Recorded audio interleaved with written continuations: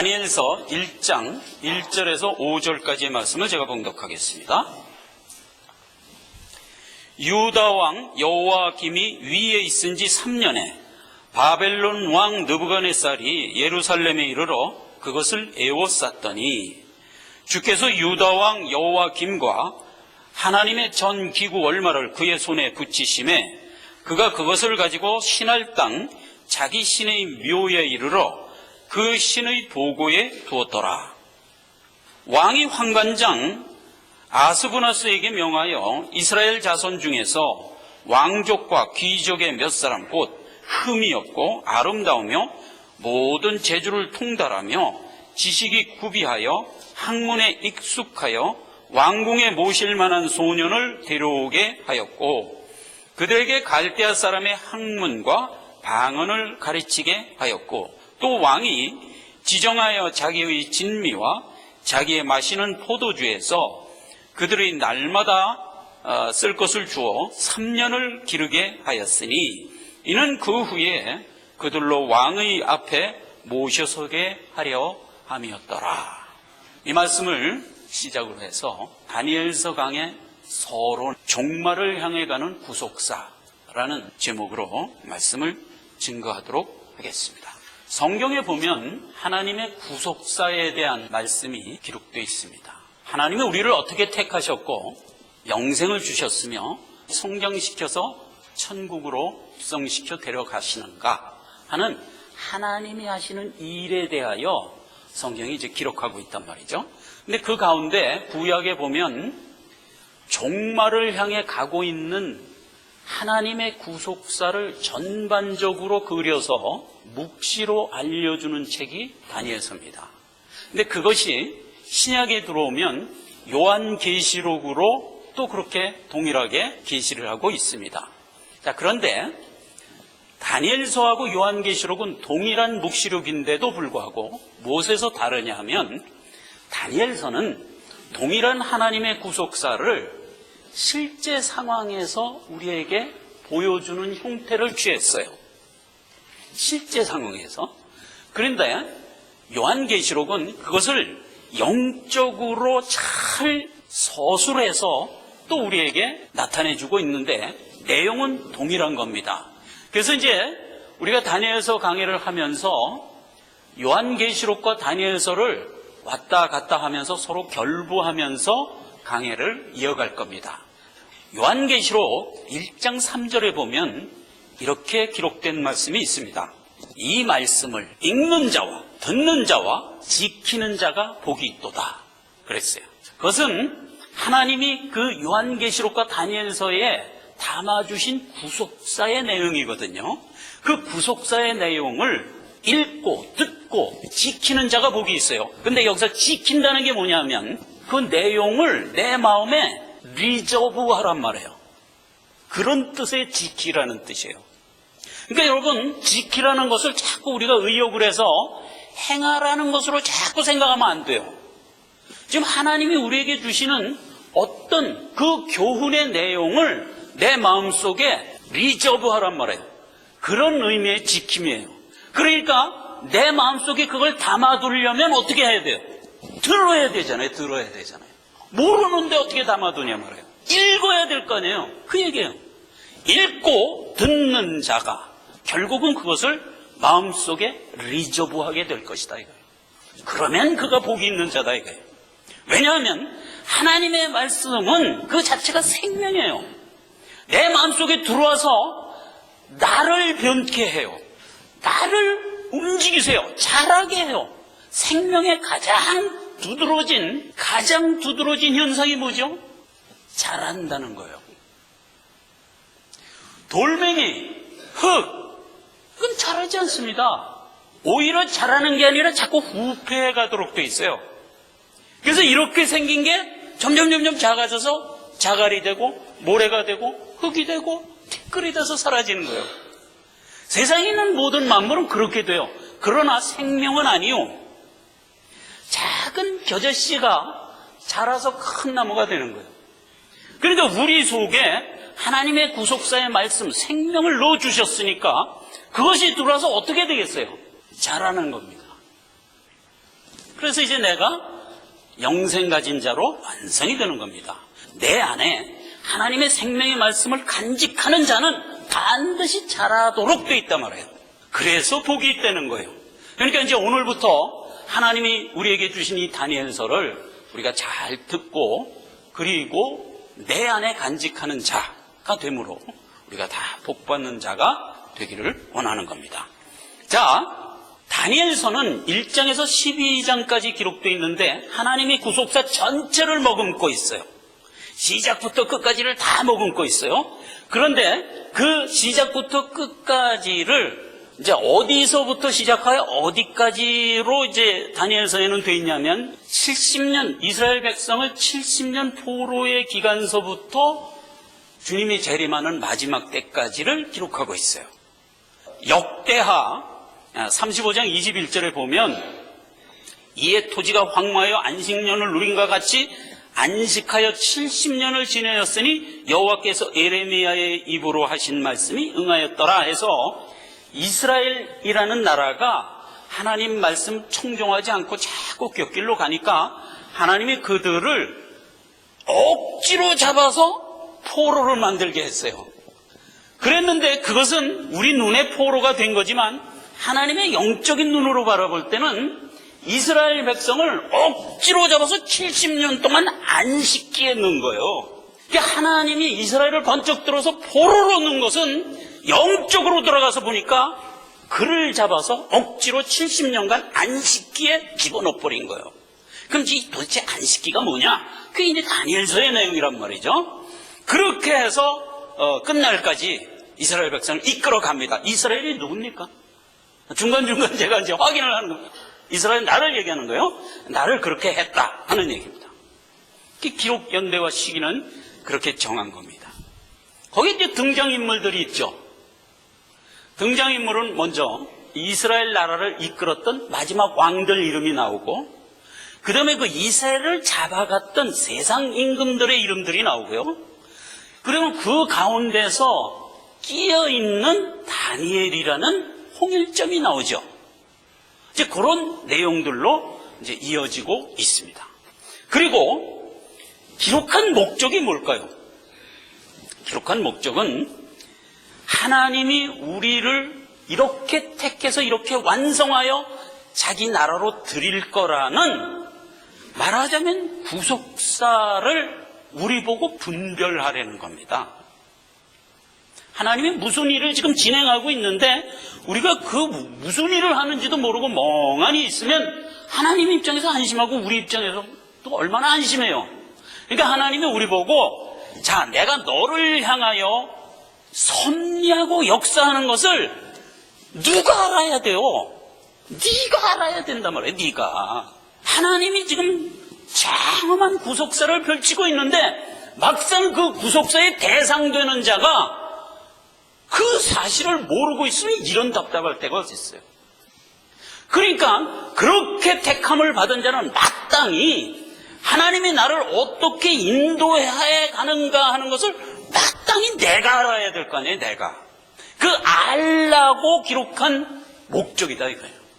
다니엘서는 그런 목적으로 기록한 거예요. 그러니까 우리가 다니엘서를 읽으면 하나님이 어떤 의도를 가지고 나를 이끄시는가를 내가 알게 되는 거예요. 그걸 알아야 돼요. 그래야 내가 내 방향을 바로 잡지. 내 안에 있는 생명이 자랄 때 어떤 목표를 갖고 자라지. 그냥 들에 자풀처럼 자라서야 되겠어요? 안 되잖아요. 그러니까 그런 목적이다 이거예요. 우리 보고 분별하려는 겁니다. 마태복음 16장 3절 얘기입니다. 아침에 하늘이 붉고 흐리면 오늘은 날이 굳겠다 하고 너희가 천기를 분별할 줄 알면서 어찌 이 시대를 분별하지 못하느냐. 이렇게 기록되어 있잖아요. 자, 아침에 노을이 져요. 아침에. 그럼 그날 흐린다는 거예요. 저녁에 노을이 져요. 아, 그럼 내일 맑겠구나. 이거 우리가 알잖아요. 그렇게 천기는 너희가 분별할 줄 알면서 하나님이 너희를 향하여 베풀어 주신 그 구속사의 전체적인 의미를 모른다는 게 말이 되냐 이거예요. 그것도 분별하는 자가 되라 이거예요. 우리에게 그렇게 얘기하는 거예요. 그래서 이 성경을 기록한 것이다 하는 겁니다. 그 기록한 내용을 보면 다니엘서는 이제 12장으로 되어 있다고 그랬잖아요. 그래서 전반부, 후반부 이렇게 나눌 수가 있습니다. 1장에서 6장까지는 성도들이 가져야 될 천성의 신앙 인격에 대하여 설명하고 있어요. 우리가 천성을 향해 갈 때 하나님이 주신 그 말씀을 내 안에 리저브하고 갈 거 아닙니까? 근데 그 말씀이 내 안에 들어와서 나의 어떤 결심이 되는 거예요. 그럼 그걸 뭐라고 그랬다고 그랬죠? 신앙 인격이라고 그랬잖아요. 다른 말로 믿음이라고 그랬잖아요. 그러니까 그 믿음을 가지고 나아가는 믿음을 가지고 나아가는 자는 이러한 신앙 인격을 가져야 되느니라에 대한 설명이에요. 요한계시록, 다니엘서 이렇게 보면 항상 전반전에 뭐가 먼저 나오냐면 신자가 가져야 될 신앙 인격에 대하여 먼저 교육을 해요. 교회에 대하여 교육을 해요. 교회가 바로 나잖아요. 거기에 대해서 교육을 해요. 계시록에 보면 7교회에 대한 교육이 나오죠. 그 교육을 하는 거예요. 다니엘서도 다니엘과 세 친구가 가지고 있는 그들이 어떤 신앙 인격을 가지고 있었는가에 대하여 우리에게 알려주고 있어요. 그러니까 우리도 그런 인격을 가지고 나가야 된다라고 말하는 셈이죠. 그 다음에 이제 후반절에 가면 감추어졌던 묵시가 기록되어 있어요. 수많은 하나님의 구속사의 내용들이 묵시 속에 감추어져서 이렇게 드러나면서 진행되고 있어요. 그 이제 마태복음에 보면 뭐라고 되어 있냐면 감추인 것이 드러나지 않을 것이 없고 숨은 것이 나타나지 않을 게 없다, 이렇게 예수님이 얘기했잖아요. 다 드러나게 돼 있어요. 다 나타나게 돼 있어요. 그 나타난 것을 보면서 하나님이 나를 지금 이렇게 이끌어가고 있는가 하는 것을 우리가 영과 눈으로 목도하면서 함께 가는 겁니다. 그게 다니엘서가 기록된 목적이에요. 자, 다시 한번 합니다. 우리의 신앙 인격이 어떠해야 하는가에 대한 기록이고, 그 다음에 우리가 이 여정을 가면서 하나님이 우리에게 베풀어 주시는 구속사적 역사가 어떻게 열리고 있는가를 우리로 보라는 겁니다. 이 열려주는 것은 세상의 어떤 시간이죠. 어떤 시간 속에서 열면서 이제 오고 있는데, 이제 비근한 예로 예수 그리스도가 이 땅에 와서 너희 죄를 사할 것이다 라고 언제 선포를 했죠? 아담 때 선포를 했어요. 아담 때. 횟수로 따지면 지금으로부터 무려 4,000년 전에. 근데 그것이 쭉 예시되고 선포되고 언약되면서 결국 예수 그리스도가 언제 태어났죠? 그 약속한 예수 그리스도가 지금으로부터 2000년 전에 태어났잖아요. 그러니까 하나님의 말씀이 어떤 시간 속에서 이루어진다니까요. 이루어져요. 그런 것을 시간 속에 살고 있는 우리가 목도하는 겁니다.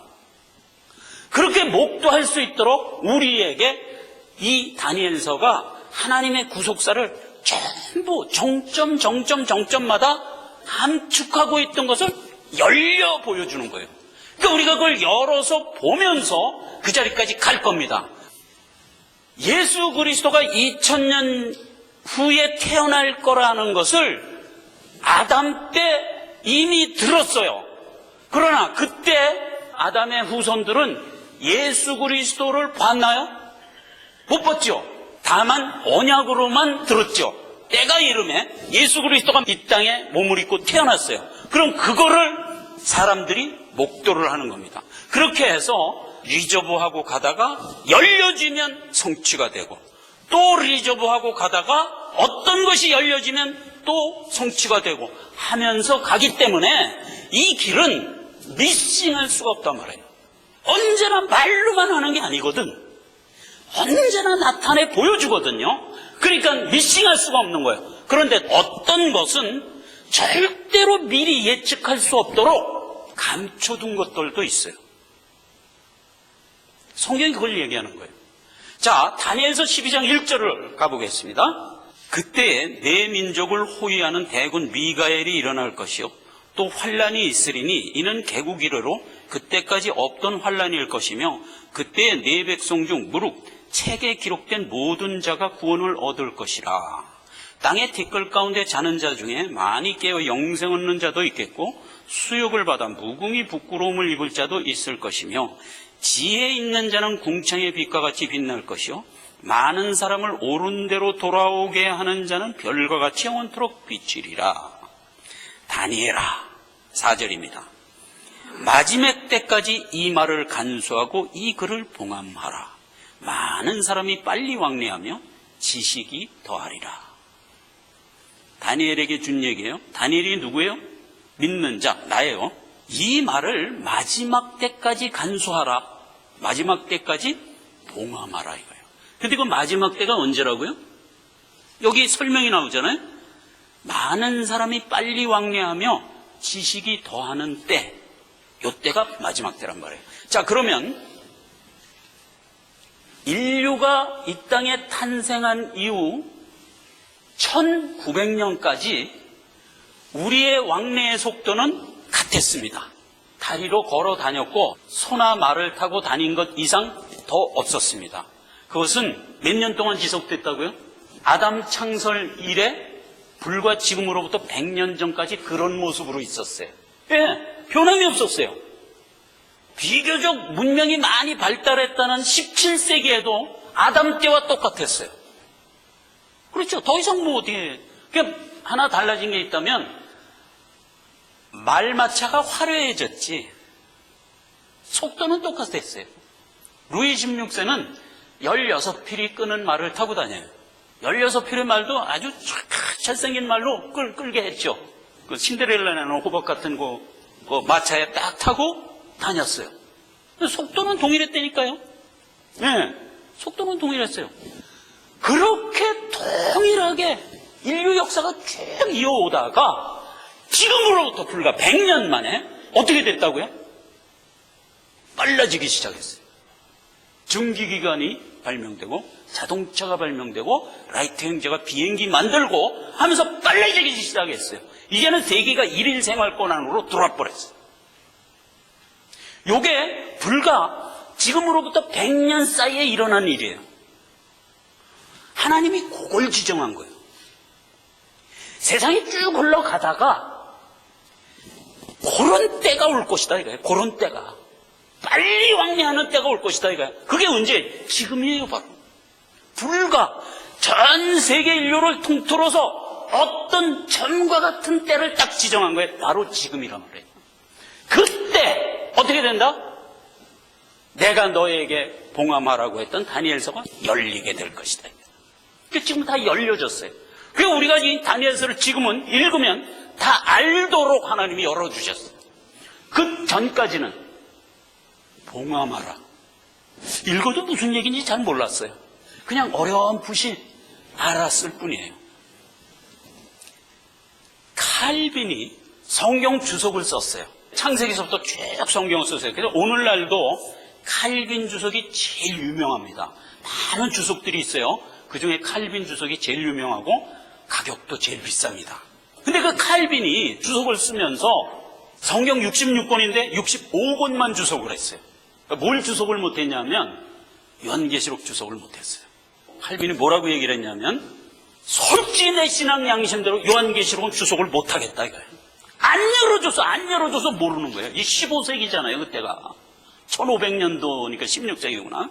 1500년도 때 사람이잖아요. 그때는 빨리 왕래하는 게 없을 때잖아요. 아직 끝날이 아니지. 그 칼빈이 알 재간이 없는 거예요. 칼빈은 정직한 사람. 훗날 하나님이 허락한 어떤 신학자들에 의하여 요한계시록 주석은 그때 가서나 열릴 것이다 하고 포기를 했어요. 그래서 칼빈 주석에는 요한계시록 주석이 없어요. 그게 증명하는 거예요 벌써.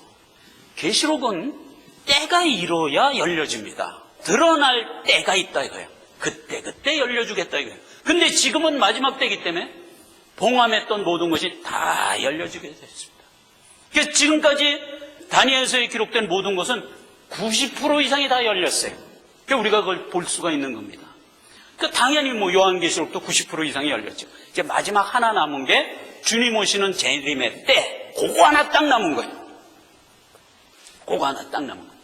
근데 그 재림의 때를 마태복음 24장에 주님이 친히 입으로 얘기해 주시고 다니엘서에 기록해 주고 요한계시로 기록해 주고 그렇게 해서 이제 우리에게 지금 기록된 겁니다. 그러니까 우리가 그거 지금까지 하나님이 역사했던 구속사의 90%가 다 열렸어요. 그거 이제 전부 공부할 겁니다. 우리가 공부하면서 이제 마지막 주님이 재림하는 마지막 때에 대해서 우리가 성경 말씀을 통해서 미리 알고 지금은 다 열려진 때니까 아직 도착은 안 했지만 우리가 알 수 있도록 열어주셨어요. 그러니까 미리 알고 주님 맞을 준비를 하면 되는 겁니다. 그럼 뭐 우리는 틀림없이 주님의 권속이 돼서 주 앞에 서는 자가 될 겁니다. 이게 이제 묵시가 가지고 있는 내용들이에요. 오늘 이 읽은 본문 말씀 중에서 중요한 것 두 가지 하나를 지적하면서 예배를 일단 펴도록 하겠습니다. 자, 오늘 읽은 말씀 다시 한번 보겠습니다. 1절에 유다 왕 여호와김이 위에 있은 지 3년에 바벨론 왕 느부갓네살이 예루살렘에 이르러 그것을 예워쌌더니 주께서 유다 왕 여호와김과 하나님의 전 기구 얼마를 그 손에 붙이심에 그가 그것을 가지고 신할 땅 자기 신의 묘소에 이르러 그 신의 보고에 두었더라. 그러니까 이제 이스라엘 땅에 있는 모든 기구, 전에 있는 기구들이에요. 전에 있는 기구들을 몽땅 뺏어서 바벨론에 있는 우상의 신 전각에 넣었다는 얘기예요. 주의 전, 하나님의 성전 안에 있는 기구들이 뭐죠? 떡상, 등대, 촛대, 분향단, 향을 담아 피우는 향단, 이런 것들이죠. 그런 것들이 이제 주의 성소 안에 이렇게 다 있었단 말이에요. 자, 그것들을 몽땅 뺏어서 바벨론 우상의 신전에다가 넣었다는 얘기예요. 그 얘기는 히브리서 9장 2절에 보면 이렇게 우리로 알 수 있도록 기록이 된 걸 보게 됩니다. 금향로와 사면과 금으로 싼 언약궤가 있고 그 안에 만나를 담은 금항아리와 아론의 쌍난 지팡이와 언약의 비석들이 있고 금향로와 사면을 금으로 짠 언약궤가 있고 그 안에 만나를 담은 금항아리와 아론의 쌍난 지팡이와 언약의 비석들을 넣었더라. 이게 여호와의 전 안에 있던 기구들이에요. 근데 그거를 히브리서 9장 23절에 어떻게 해석을 했냐면 그러므로 하늘에 있는 것들의 모형은 이런 것들로서 정결케 할 필요가 있었으나 하늘에 있는 그것들은 이런 것들보다 더 좋은 제물로 할지니라 라고 하면서 예수 그리스도를 소개하고 있어요. 그래서 지금 성전에 있던 모든 제단을 위한 기구들은 뭐에 대한 모형이라? 예수 그리스도의 구속에 대한 모형이라 이거예요. 그런데 지금 바벨론의 왕이 그걸 잡아다가 자기 창고에다가 넣어뒀다고요.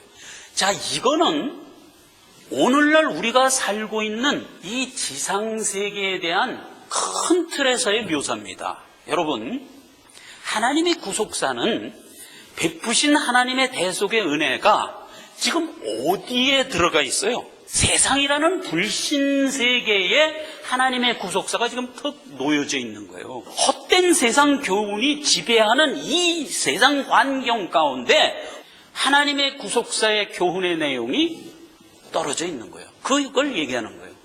그게 지금 우리가 믿고 살아가고 있는 이 세상 환경에 대한 설정이세요. 이끌려가고 있는 가운데 홍일점과 같은 우리의 믿음이 득 놓여져서 함께 가고 있는데 우리는 그 가운데서 세상 교훈에 휩쓸리지 아니하고 오직 하나님이 주신 구속사의 내용을 믿고 가는 자들로 들어가 있단 말이에요. 그런데 그 전체적인 세상이 지금 어디에 놓여져 있죠? 하나님의 장중에 딱 놓여져 있는 거예요. 요걸 믿으시란 말이에요. 그러니까 하나님이 전체를 몽땅 관장하고 있는 가운데 세상이라는 불신 세력을 올려놓고 그 속에 우리의 생명의 씨를 넣어서 끌고 가고 있단 말이에요. 왜 하나님의 말씀이 저 무지한 것들에게 뺏겨서 창고 속에 가둬두고 있느냐 이렇게 외치지 말고 그 설정을 우리가 보라 말이에요. 그렇게 우리가 돼서 그런 상황 가운데 하나님의 생명을 갖고 가는 자들이다 말이에요. 그러니까 우리 주변에는 세상이 우리에게 많은 위해를 가하지만 더 큰 틀에서 보면 그 몽땅을 하나님의 장중에 올려놓고 가지고 가고 있다니까요. 종말에 가서 어떻게 될 거냐? 하나님이 나를 완성해서 건지시고 이거는 멸해버릴 거라고요. 그것이 깔려있고 전제되어 있는 내용이란 말이에요. 그 얘기를 하는 거예요.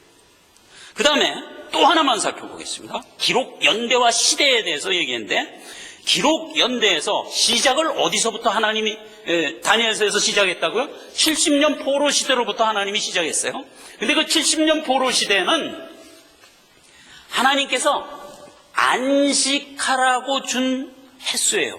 안식이 끝나면 어디로 이어질 거냐면 제8일 주님의 나라에 입성하는 때로 이어질 겁니다. 자, 그러니까 성경은 구속사를 어떻게 표현했냐면 1일서부터 6일은 뭐를 했다고요? 하나님의 천지를 조성했어요. 그 다음에 제7일은 뭐라고요? 하나님이 안식을 했어요. 그리고 제8일이라는 게 있어요. 그래서 우리가 구속사를 몽땅 8로 봐야 돼요. 8로. 그러면 8은 뭐냐? 모든 것이 끝나고 천국에 입성하는 때가 8이에요. 7은 뭐냐? 하나님이 우리를 죄 가운데서 구원하여 생명 주어 세상이라는 환경 속에 넣어서 키워나가고 있는 기간이에요. 즉 은혜의 때며 기회의 때예요. 바로 지금 우리가 살고 있는 이 때예요. 이걸 7이라고 그러는 거예요. 즉 신학적인 용어로 안식의 때라고 얘기하는 거예요. 안식의 때는 예수 그리스도가 우리를 구원하여 생명 주어 성장해 나아가는 때예요. 그리고 제8일에 7일이 끝나고 8일이 되면 하나님이 재림하여 심판할 거예요. 그렇게 설정되어 있어요. 하나님의 구속사가. 그러니까 지금 제7 안식의 때를 우리가 살고 있어요. 그런데 예수 그리스도가 이 땅에 오시자 안식은 말하자면 성취된 거잖아요. 그럼 예수 그리스도가 오기 전에 사람들은 뭐를 소망으로 바라봤었을까요? 예수 그리스도의 초림을 소망으로 바라봤죠. 예수님이 오신대, 메시아가 오셔서 우리 죄를 사하신대, 그거 소망으로 바라보면서 기다렸어요. 막상 예수님이 오자 안식은 성취된 거예요. 성취된 상태에서 우리는 지금 어떻게 살아가요? 예수님이 나를 구원했어. 그래서 나는 생명을 가진 자가 됐어. 그리고 이 생명 키워서 하나님 마지막 마감하는 그날 천국에 입성할 자야. 이걸 신앙으로 가지고 살아가는 자들이에요. 그럼 우리는 지금 뭘 바라보죠? 제8을 바라보는 거예요. 천국에 입성할 8을 바라보면서 우리는 지금 살아가고 있는 거예요. 그래서 안식구 첫날 주일이죠. 주일을 지키면서 우리는 신앙생활을 하는 거예요. 그럼 예수님 오기 전에 있는 이스라엘 백성들은 안식을 바라보면서 신앙생활을 했어요. 그러니까 뭘 지켰겠어요? 7일 안식일을 지켰어요. 그렇게 해서 안식일을 지키던 것이 이제는 안식일이 성취됨으로 인하여 제8일 주일을 바라보며 지키는 거예요. 그래서 자연스럽게 사도행전에 보면 안식구 첫날 제자들이 모여서 예배를 하였더라로 되는 거예요. 근데 이제 지금도 안식일을 지켜야 된다, 토요일 안식일을 지켜야 된다고 주장하는 교파들이 있어요. 성경에 분명히 제8일에 대한 말씀들이 있거든요. 모든 절기가 끝나면 끝나는 그 마지막 날이 8일이다 이렇게 돼 있거든요. 그래서 그 8일을 제일 큰 날, 제일 큰 성회, 가장 기뻐해야 될 날 이렇게 정하고 있거든요. 그런데 그거는 도외시하고 다만 뭐에만 포인트를 받냐면 잘못된 이교, 카톨릭을 얘기하는 겁니다. 카톨릭은 사단의 이제 앞으로 이제 살펴볼 거예요. 계시록과 다니엘서에 보면 카톨릭은 사단의 회예요. 바벨론 음녀예요. 그 카톨릭이 주의를 지키거든. 그래서 반대하는 거예요. 근데 제가 지난번에도 한번 얘기했죠. 하나님이 우리에게 주신 하나님의 구속사의 내용이 그 내용이기 때문에 우리가 간직해야 돼요. 그걸 어떤 자가 가지고 있기 때문에 난 버릴 거야 이러면 안 되는 거예요. 하나님의 진리니까 내가 간직해야 돼요.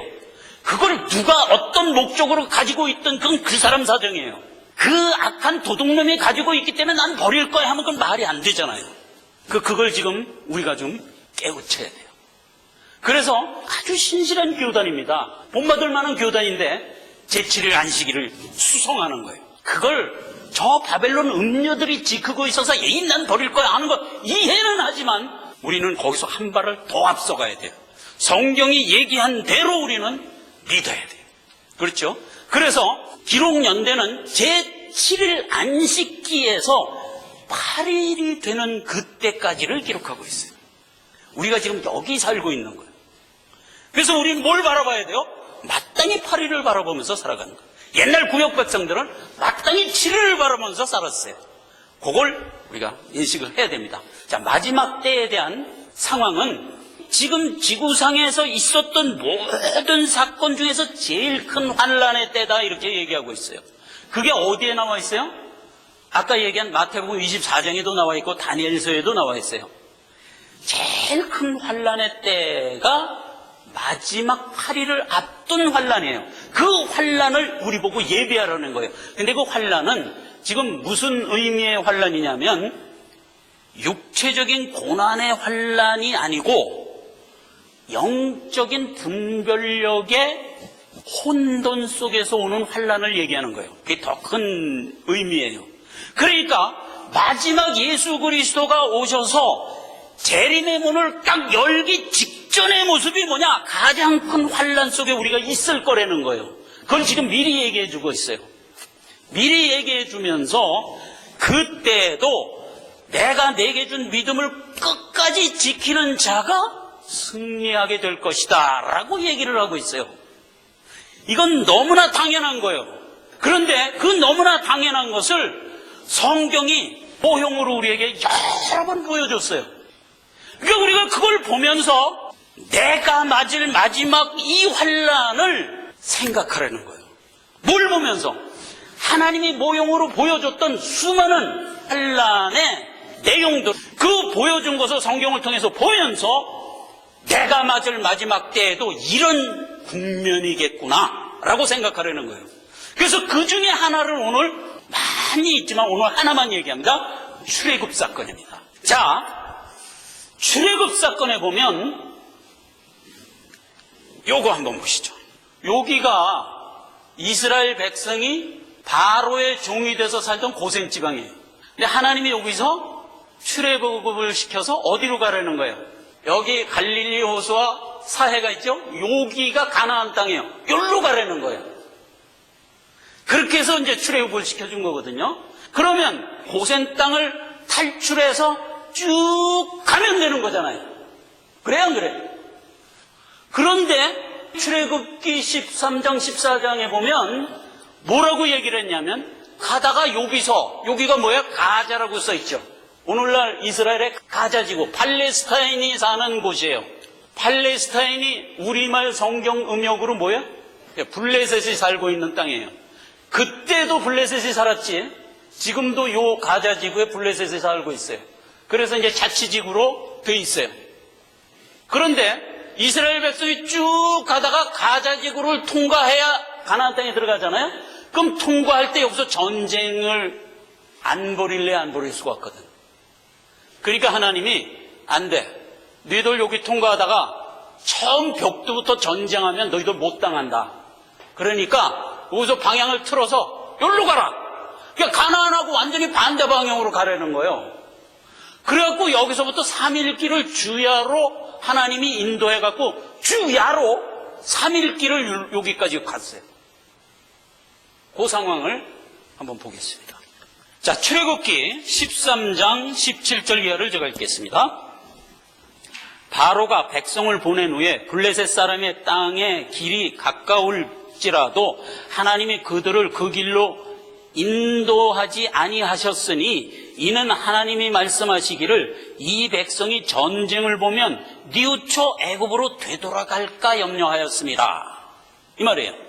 그래서 이제 쭉 가다가 가나안으로 들어가니까 거기서 이게 가자에서 블레셋 만나면 거기서 전쟁하면 힘드니까 에이 우리 도로 애굽으로 돌아갈 거야. 그리고 돌아가 버릴 것 같아. 그러니까 안 되겠다. 이래가지고 그러므로 18절입니다.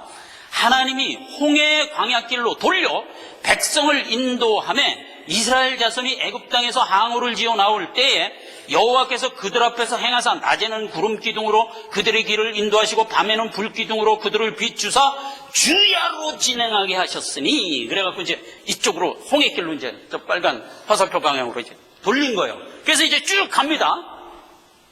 아니 가나안은 저 뒤인데 왜 일로 가래? 그러려면 하여간 뭐 가라니까 간 거예요. 갔어요. 민수기 33장 5, 6, 7절에도 동일한 얘기가 이렇게 기록되어 있습니다. 이스라엘 자손이 람셋에서 발행하여 숫곳에 진쳤고, 숫곳에서 발행하여 광야 곧 에담에 진쳤고, 에담에서 발행하여 바알스본 앞 아이히롯으로 돌아가서 믹돌 앞에 진쳤고, 그게 그 얘기예요. 그래갖고 쭉 가갖고 여기가 믹돌 앞 바이히롯 바알스본이라는 지역이에요. 그 다음 장면을 한번 살살 넘겨볼까요? 요렇게 된 데가 바로 그 지점이에요. 여기가 9km 되는 넓은 모래사장 같은 땅이에요. 여기에 이스라엘 200만 명의 진을 치라고 딱 얘기한 거예요. 그랬는데 그 얘기를 출애굽기 14장 9절에 애굽 사람들과 바로의 말들, 병거들과 그 마병과 그 군대가 그들의 뒤를 따라 바알스본 맞은편 비하히롯 곁 해변 장막에 진친 데까지 미치니라 해서 바로의 군대가 쫓아와서 그 길은 요 길밖에 없어요. 근데 요 길까지 와서 여기서 이제 치려고 바로의 군대가 여기 잔뜩 모여 있는 거예요. 근데 하나님이 여기다 불기둥을 딱 세워갖고 애국 군대가 못 오게 딱 막아버렸어요. 그런 상태가 된 거예요, 지금.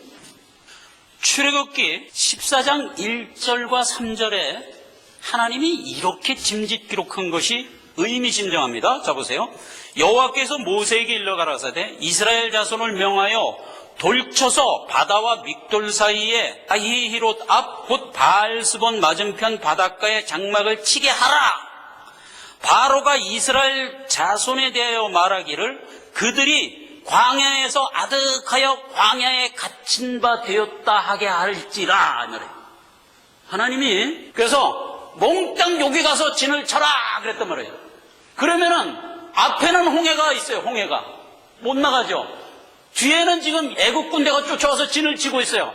딱 갇혀버린 거예요. 근데 여호와가 뭐라고 얘기했다고요? 그런 상황이 되게 할지라. 무슨 의도일까요? 왜 그런 상황이 되게 했을까? 바로의 군대가 쳐들어오고 지금 이스라엘인이 홍해를 건너야 되는데 이 홍해를 무슨 제주로 건너냔 말이에요. 이런 엄청난 위기의 순간에 갇히게끔 만들어버렸다 이거예요.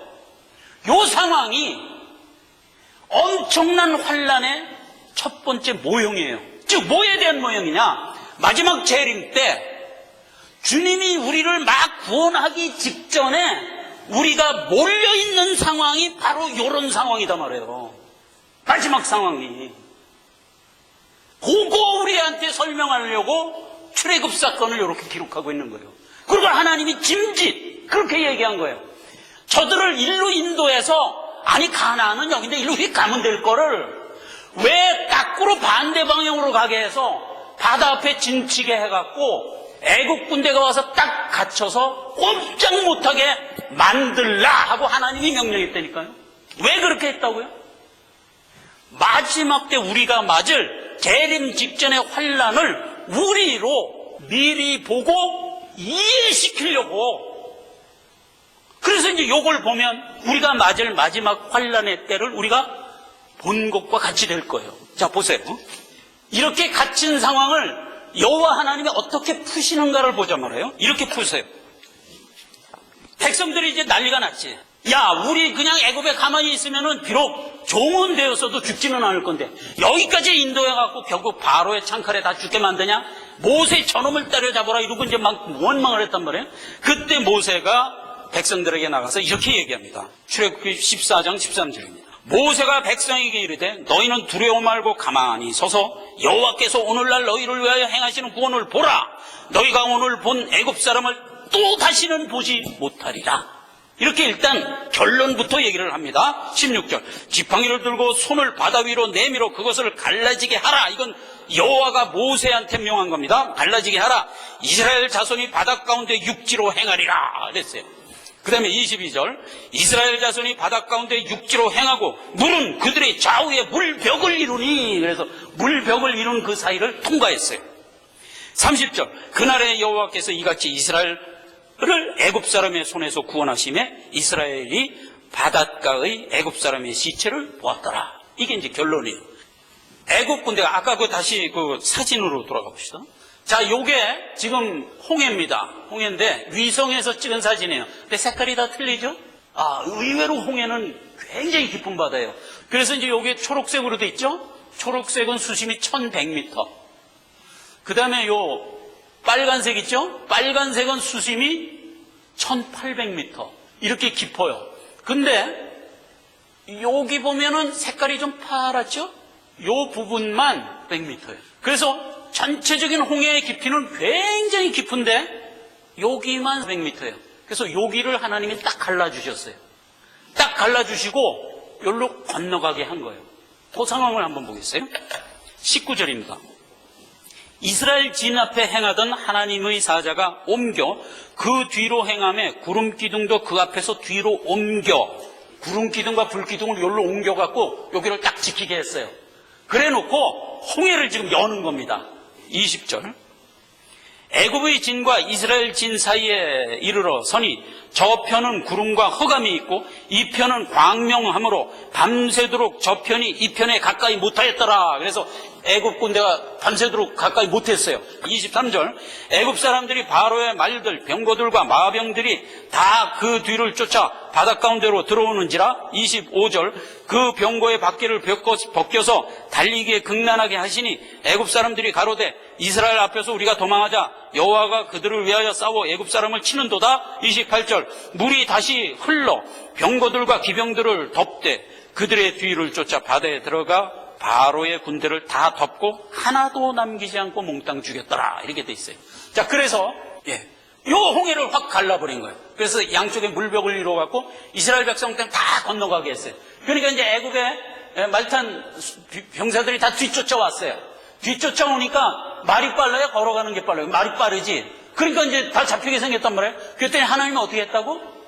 마차바퀴를 몽땅 벗겨버렸어요. 그러니까 이것들이 쫓아오다가 마차바퀴가 벗겨지니까 그냥 막 혼란이 돼서 뒤에 있는 사람 앞에 있는 사람 받고 뭐 앞에 있는 사람 뒤에 있는 사람 받고 해갖고 막 왜 자전거 대회하다가 앞 사람이 확 넘어지면은 뒤에 쫓아오던 자전거 무리가 그냥 몽땅 섞여가지고 엉망진창 되잖아요. 그렇게 된 거예요. 이제 못 쫓아오게 만들고 그 다음에 이스라엘 백성 다 건너가자 물을 다시 합쳐지게 했단 말이에요. 그래가지고 몽땅 죽여버렸어요. 그리고 이스라엘 백성은 건너가서 구원을 이룬 거예요. 자, 이렇게 된다 이거예요. 마지막 하나님 재림 때 큰 환난에 우리가 직면할 겁니다. 딱 이런 상황을 우리가 맞을 겁니다. 야, 이거 이제 꼼짝없이 죽게 생겼구나. 이렇게 딱 우리가 몰릴 겁니다.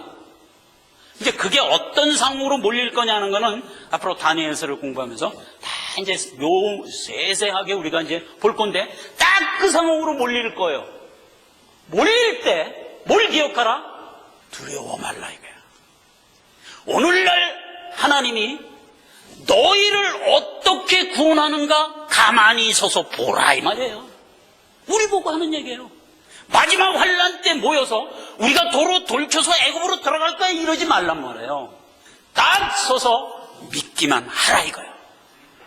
하나님이 요때 상황과 똑같이 우리를 몽땅 건져내시고 저들을 진멸할 거다 이거예요.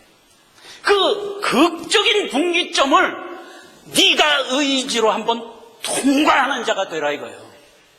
우리 보고 그렇게 명하는 거예요. 여기서 통과한 자는 정말 자랑스러운 자들이에요. 왜냐하면 난 죽어도 좋아 이렇게 생각한 사람들만 통과하는 거거든요.